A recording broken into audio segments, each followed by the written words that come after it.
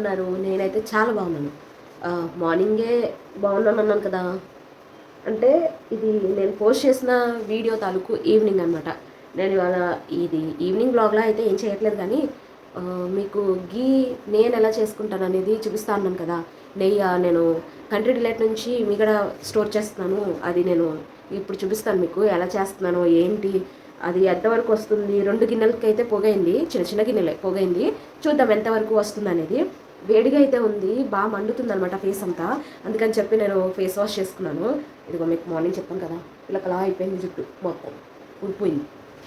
Face wash చేసిన తర్వాత ముందుగా మనము మాయిశ్చరైజింగ్ క్రీమ్ అయితే అప్లై చేసుకోవాలి. మీ ఇష్టం, మీ చాయిస్, మీ బాడీకి ఏ సూట్ అవుతుందంటే అదే అప్లై చేసుకోండి. నేనైతే మాత్రం నివియా అప్లై చేస్తాను అనమాట. అలోవెరా ఇది హైడ్రేషన్ కూడా చాలా బాగుంటుంది. 48 అవర్స్ వరకు రిఫ్రెషింగ్ ఉంటుంది. నాకైతే చాలా నచ్చుతుంది. స్మెల్ అయితే కొంచెం అలోవెరా మిక్స్లా అనిపిస్తుంది అనమాట. ఫేస్ వాష్ చేసుకొని వచ్చాను, అందుకనే బాడీ ఫేస్లో ఉంది. వెనక్కి రబ్బర్ బ్యాండ్ పెట్టాను కదా, జుట్టు చూడండి ఎంత పల్చగా అయిపోయిందంటే అంత పల్చగా కనిపిస్తుంది. మిగతా క్రీమ్ని వేస్ట్ చేయొద్దు, చేతులకి కళ్ళకి రాసేసుకుందాం. వ్లాగ్స్ చేయడానికి ట్రై చేయొచ్చు, కానీ నాకు ఇంకా తెలియట్లేదు ఎలా చేయాలి, ఏంటి, ఎటు నుంచి ఎలా స్టార్ట్ చేయాలి అనేది ఇంకా సరిగా తెలియట్లేదు. డే బై డే అయితే నేను పెట్టడానికే చూస్తాను ఇక నుంచి. ఇలా చాలాసార్లు చెప్పాను కదా, నా పాత వీడియోస్ చూస్తే ఇలా చాలాసార్లు చెప్పినట్టు ఉంటుంది. బొట్టు లేకుండా నా ఫేస్ అయితే అస్సలు చూడలేకపోతున్నాం, కాబట్టి నేను బొట్టు అయితే పెట్టేసుకుంటాను. స్టార్ట్ అయింది మా ఇంటి వెనకాల వాళ్ళు మాట్లాడటం. ఇంకా వాళ్ళు మా ఇంట్లో మాట్లాడినట్టే ఉంటుందన్నమాట. ఫేస్ వాష్ చేసుకోవడానికి వెళ్ళాను కదా అని చెప్పి తీసాను అనమాట. అసలు ఏం తీయను. లిప్ బామ్ కూడా అప్లై చేసేసుకున్నాము. ఏంటి ఇంట్లో పని చేసుకోవడానికి కూడా ఇంతలా రెడీ అవ్వాలా అనుకోవద్దు, రెడీ అవ్వాలి. ఇప్పుడు ఎండ బీభత్సంగా ఉందన్నమాట, కాబట్టి పగిలిపోతున్నాయి. నాకు అప్పుడే ఆల్రెడీ స్టార్ట్ అయిపోయింది. ఫేస్ అంతా బర్నింగ్ మొత్తం వచ్చేసింది అనమాట. చూసారా, మీకు కనిపిస్తున్నట్టున్నాయి ఇక్కడ రెడ్ స్పాట్స్ కింద. మూత అయితే మండిపోతుంది. కాబట్టి ఫేస్ వాష్ చేసుకుంటూనే ఉన్నాను. ఇవాళ ఎన్నిసార్లు చేశానో కూడా నాకు గుర్తులేదంటే నమ్మండి, అసలు అన్నిసార్లు చేశాను నేను. మనకి ఏమున్నా లేకపోయినా స్టిక్కర్ ఉంటే మాత్రం ఫేస్ మొత్తం చేంజ్ అయిపోతుంది కదా. చూసారా, బాగుంది. వెనకాల అద్దం ఉంది, కానీ నేనేమో మీ అందరితో మాట్లాడటం కోసం మీ వైపు తిరిగి నుంచొని నేను వీడియో అయితే షూట్ చేసుకుంటున్నాను. కాబట్టి నా వీడియోని మీరు తప్పకుండా లైక్ చేయండి, షేర్ చేయండి, సబ్స్క్రైబ్ చేసుకోండి. పక్కన కనిపిస్తున్న బెల్ బటన్ అయితే ఆన్లో ఉంచుకోండి. నేను చేసే వీడియోస్ అన్ని మీకు నోటిఫికేషన్లు వస్తాయి. ఇలాంటి మాటలకేం తక్కువ లేదు. వీడియోస్ ఎన్ని చేస్తామో చూద్దాం ముందైతే. మీ అందరికీ చెప్పాను కదండి, నేను పాల మీద మీగడైతే తీసుకుంటున్నా అని. ఈ 2 గిన్నెలు అయితే అయినవండి, చాలా చిన్న గిన్నెలే. నెయ్యినైతే చేస్తాను ఇప్పుడు. ఎలా వచ్చిందనేది చూద్దాము. వెన్నపూస తీయడానికని నేను మిక్సీ జార్ అయితే తీసుకుంటున్నాను అండి. నేను ఎక్కువ శాతం మిక్సీ జార్లోనే, ఎక్కువ శాతం కాదు మొత్తం కూడా మిక్సీ జార్లోనే చేస్తానన్నమాట. నాకు ఇదైతే చాలా ఈజీ ప్రాసెస్ అనిపిస్తుంది. చాలామంది చేత్తో చేస్తుంటారు కదా, నేను ఎప్పుడూ అలా ట్రై చేయలేదు. నాకు అలా చేసినప్పుడు చాలా టైం పట్టేస్తుంది అనమాట. దానికోసం అని చెప్పి నేను ఇలా చేసుకుంటూ ఉంటాను. మనం తీసుకున్న వెన్నపూసని క్వాంటిటీని బట్టి కొంచెం కొంచెంగా వేసుకొని అందులోకి మనం వాటర్ అనేది యాడ్ చేసుకోవాలి. నేను ఇలా స్టోర్ చేసినప్పుడు ఎప్పుడు కూడా నేను డీప్ ఫ్రిడ్జ్లోనే పెడతాను.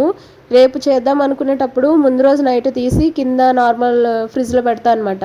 రేపటికి కొంచెం సాఫ్ట్ అయిపోతుంది కాబట్టి ప్రాబ్లం ఉండదు.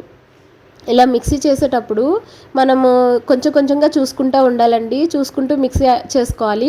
ఎందుకంటే వాటర్ ఎంత పడుతుంది అనేది చూసుకోవాలన్నమాట. లేకపోతే అలా మొత్తం కూడా మనకి పాలులా గట్టిగా అయిపోతుంది. మళ్ళీ వాటర్ యాడ్ చేసుకుంటూ ఉండాలి. మనకి చాలా మిక్సీలు ఏమంటే వేడి తొందరగా వస్తుంది ఎక్కువసేపు మిక్స్ చేసినప్పుడు. అలాంటి ఐస్ క్యూబ్స్ యాడ్ చేసుకోవాలి అందులో అనమాట. చూసారా, నాకైతే ఎంత మంచిగా అయితే వచ్చేసిందో వెన్నపూస అనేది పైకి తేలిపోయిందనమాట. దీన్ని నేను పక్కన కనిపిస్తున్న గిన్నెలో అయితే వేసుకొని మంచిగా కడుక్కుంటాను. ఎందుకంటే మనము చాలా రోజుల నుంచి స్టోర్ చేస్తాం కదా, కొంత వరకు కూడా అది చేదొచ్చే ఛాన్సెస్ ఉంటుందన్నమాట. వెన్నపూస చేదొచ్చింది అనుకోండి, మనకి నెయ్యి బాగానే ఉంటుంది కానీ తొందరగా స్మెల్ వచ్చేస్తుంది. కాబట్టి నేను అలా కడగటం వల్ల పైన ఏమన్నా బ్యాక్టీరియా ఉన్నా కూడా పోతుంది. దానికోసం అని చెప్పి నేను ఇలా వాటర్లో యాడ్ చేసుకొని మంచిగా దాన్ని అయితే ఒకసారి కడుక్కుంటాను. ఇలా వాటర్లో వేసినప్పుడు వెన్నపూస కాబట్టి పైనకి తేలిపోతుంది, కానీ మనకి దానివల్ల ప్రాబ్లం ఏమి ఉండదు. వాటర్లో కలుస్తుందని ఏం ప్రాబ్లం. నా వాయిస్ మీకు ఎంతవరకు వినిపిస్తుంది అనేది నాకు తెలియదండి, కానీ కోల్డ్ చేయటం వల్ల నేను చాలా గట్టిగానే మాట్లాడుతున్నాను, అయినా చాలా స్లోగానే వస్తుంది వీడియోలో. నిన్న పోస్ట్ చేశాను కదా, ఆ వీడియో అయితే చాలా స్లోగానే ఉంది నా వాయిస్ అయితే మాత్రం. చూద్దాము ఇందులో ఎలా వస్తుంది అనేది. ఇలా మనం తీసుకున్న దాన్ని వాటర్ అంతా పోయేదాకా ఇలా షేక్ చేసుకున్న తర్వాత ఒక గిన్నెలోకి అయితే వేసేసేయాలన్నమాట. మనం ఏ గిన్నెలో అయితే నెయ్యి కాచుకుందాం అనుకుంటున్నామో అందులో వేసేయాలి. నేనైతే స్టీల్ మూకుడిని తీసుకున్నానండి. స్టీల్ అంటే కొంచెం అది మందంగా ఉన్న గిన్నె అనమాట. ఇందులోనే నేను కర్రీ కూడా చేసేస్తాను నెక్స్ట్ డే, ఎందుకంటే ఆల్రెడీ నెయ్యి కాచుంచుతాం కాబట్టి అందులో కొంచెం నెయ్యి అయితే ఉండిపోతుంది. అలా వేస్ట్ చేయడం ఎందుకని ఇందులోనే కర్రీ వండేస్తాను. ఈ స్టీల్ దాంట్లో చేయడానికి కారణం ఏంటంటే, మనము సీవండి వాటిల్లోని లేదంటే నాన్ స్టిక్ అయితే ఓకే, కానీ నాన్ స్టిక్ కింద కొంచెం వరకు యూజ్ చేసిన తర్వాత పోతుంది కదా, అలా పోయిన తర్వాత కింద అంతా అడుగు అంటుకుపోతుంది అనమాట. మడ్డిలా వచ్చేస్తుంది, సైడ్స్ అంటుకుపోతుంది. అలా అంటుకున్నప్పుడు మనకి కడగటం అది కొంచెం ఇబ్బందిగా ఉంటుంది. నాన్ స్టిక్ అయితే ఆ నాన్ స్టిక్ కూడా వచ్చేస్తుంది. సీవండిది అయితే అసలు దానికి అంటుకున్నది తొందరగా రాదు, నానబెట్టాలి బాగా. ఇలా ఈ స్టీల్ అయితే మాత్రం నాకు చాలా బాగా నచ్చింది. ఇందులో మనం ఎంత చేసినా కానీ తొందరగా వచ్చేస్తుంది. నేను ఇలా చేసిన తర్వాత నాకు ఇంత అయితే మిగిలిపోయింది, ఎందుకంటే పాల మీగడ కదండి నేను తీసేది. మీ అందరికీ కూడా చిన్న రిక్వెస్ట్ అనమాట, మీకు ఎవరికైనా సరే పాల మీగడ పైన ఇలా వెన్న తీసినప్పుడు వచ్చిన మిశ్రమాన్ని, అంటే ఇప్పుడు ఇందాక చూపించాను కదా మిల్క్ని, దాన్ని ఏం చేస్తారు, వంపేయకుండా ఏం చేయొచ్చు అనేది నాకు కామెంట్లో అయితే చెప్పండి. నాకైతే అది ఎలా యూజ్ చేస్తారు అనేది తెలీదు, నేను ఎప్పుడు వంపేస్తూ ఉంటాను. అచ్చంగా పాలతోనే చేయనండి, అందులో కొంచెం వరకు పెరుగు మీద వచ్చిన మీగడను కూడా తీసుకుంటూ ఉంటాను అనమాట. చూసారా, నేను స్టవ్ మీద పెట్టుకొని వెలిగించిన వెంటనే కూడా సాఫ్ట్గా కరిగిపోతాయి అనమాట. ఇలాగా కరిగిపోయిన తర్వాత వైట్గా లేయర్ లాగా ఫామ్ అయింది కదా, ఈ లేయర్ అంతా కూడా నిదానంగా సిమ్లో పెట్టుకొని చేసుకోవటం వల్ల లేయర్ అంతా కూడా తొందరగా పోతుంది. మనకు అప్పుడే వెన్నపూస కరిగిపోవటం వల్ల చూడండి కొబ్బరి నూనె ఎంత ప్యూర్గా అయితే ఉంటుందో అలా కనిపిస్తుంది అనమాట. అలా తర్వాత మనకి కరిగే కొద్దీ కూడా వాటర్లో ఫామ్ అయిపోయి మంచిగా నెయ్యి అయితే రెడీ అయిపోతుందండి. నేను ఇందులో కరివేపాకు కానీ లవంగాలు కానీ ఏమీ యాడ్ చేయట్లేదు. చాలామంది స్మెల్ రావటం కోసం అని చెప్పి అవన్నీ యాడ్ చేస్తారు. చూసారా, నాకైతే రెడీ అయిపోతుంది. ఇంకా ఫ్యూ మినిట్స్లో నెయ్యి అయితే రెడీ అయిపోతుంది.